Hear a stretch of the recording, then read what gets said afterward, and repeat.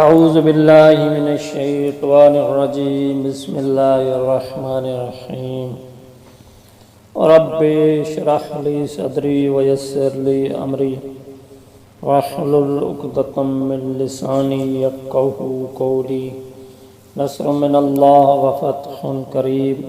سامعین محترم، مومنین و مومنات، اللہ تعالیٰ آپ لوگوں کی توفیقات خیر میں اضافہ فرمائے۔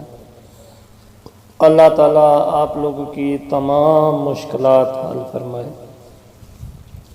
جو مومنین و مومنات بیمار ہیں، صدقہ بیمار کربلا کے، اللہ تعالیٰ ان کو شفائے کاملہ عاجلہ عطا فرمائے۔ سامعین محترم، ہم اپنے موضوع کی طرف بڑھتے ہیں۔ آج ہمارا موضوع ہے انفاق کرنا، خدا کی راہ میں خرچ کرنا۔ ابو حمزہ ثمالی سے روایت کی گئی ہے کہ انبیاء کی اولاد میں سے ایک شخص کے پاس بہت زیادہ دولت تھی اور ساری دولت کو خدا کی راہ میں خرچ کر دیا کرتا تھا، اور یہ ہوا اس کا ایک بیٹا تھا، اور وہ پوچھتا ہے اپنی ماں سے کہ میرے باپ نے کیا کیا تھا کہ ہر کوئی کہتا ہے کہ خدا اس پر رحمت کرے۔ اس کی ماں نے جواب دیا کہ وہ بہت نیک آدمی تھا، ہر فقیر کو کچھ نہ کچھ دیا کرتا تھا۔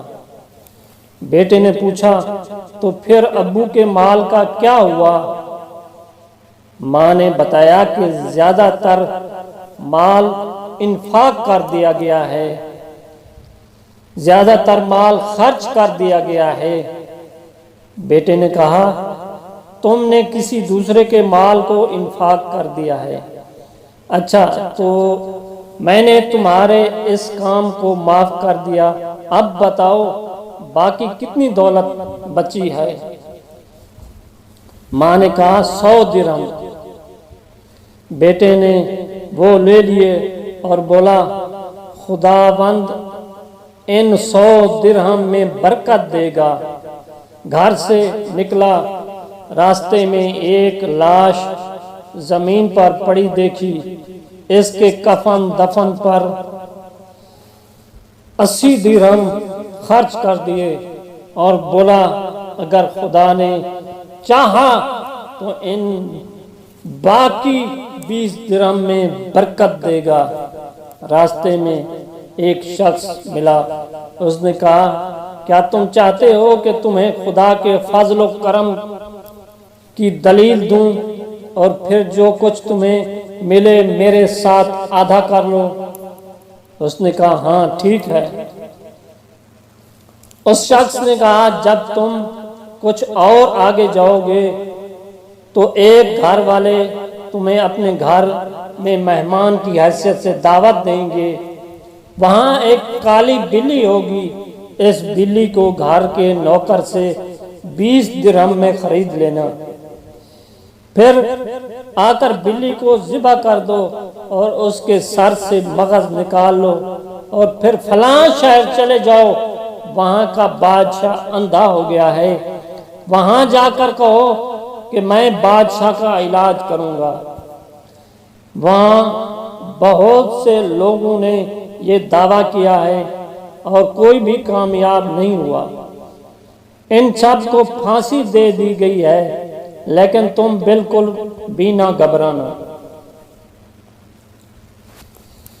تم 3 دن تک ایک سلائی بلی کے مغز سے بادشاہ کی آنکھ میں لگاؤ اور وہ انشاءاللہ ٹھیک ہو جائے گا۔ اس لڑکے نے ویسا ہی کیا، بادشاہ ٹھیک ہو گیا۔ اس نے اپنی بیٹی کی شادی اس لڑکے سے کر دی۔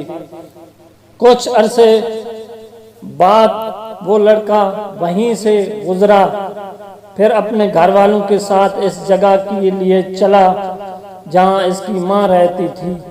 راستے میں اسی مرد سے ملاقات ہوئی۔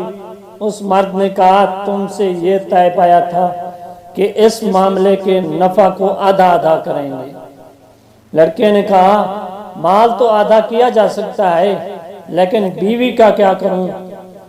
اس مرد نے کہا کہ تم نے اپنا وعدہ کو وفا کیا، میں ایک فرشتہ ہوں جو پروردگار کی طرف سے آیا ہوں تاکہ تم نے جو اس زمین پر گرے ہوئے جنازے کے لیے خرچ کیا تھا اس کی جزا دوں۔